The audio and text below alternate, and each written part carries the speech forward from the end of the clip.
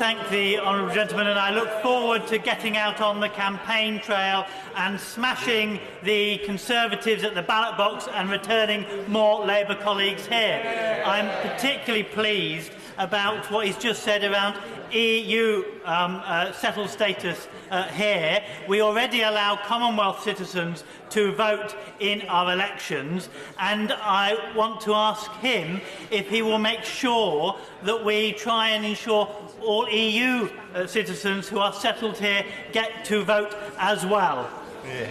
Yes, my friend is right that for permanently, Commonwealth citizens have had the right to vote in British elections, and that's absolutely right, and most Commonwealth countries, so far as I know, reciprocate on that. And the relationship with Ireland means that all Irish nationals have an automatic right to vote in UK elections, and vice versa. No, I won't give way. And so it seems to me...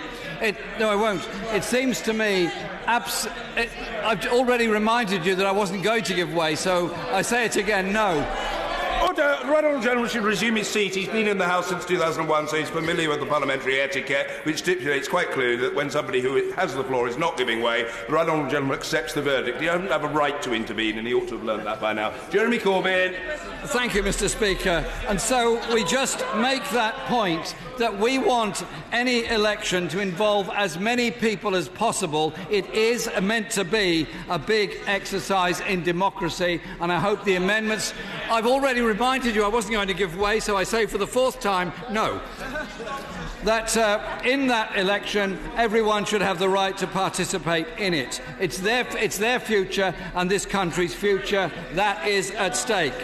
Mr. Speaker, the Prime Minister has failed in his promise to be out of the European Union, do or die, on the 31st of October.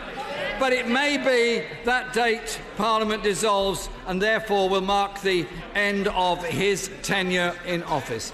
So, Mr. Speaker, whatever date the House decides the election will be, I'm ready for it, we're ready for it, because we want to be able to say to the people of this country, there is an alternative to austerity, there is an alternative to inequality, there is an alternative to sweetheart trade deals with Donald Trump, there is an alternative of a government that invests in all parts of the country, and a government that's determined to end injustice in our society, and a government that's determined to give our young people a sense of hope in their society rather than the prospects of indebtedness and insecure employment in the future, which is sadly all the Conservative government and their coalition with the Lib Dems ever brought them. I'm very ready to go out there and give that message in any election whenever it comes. Yeah.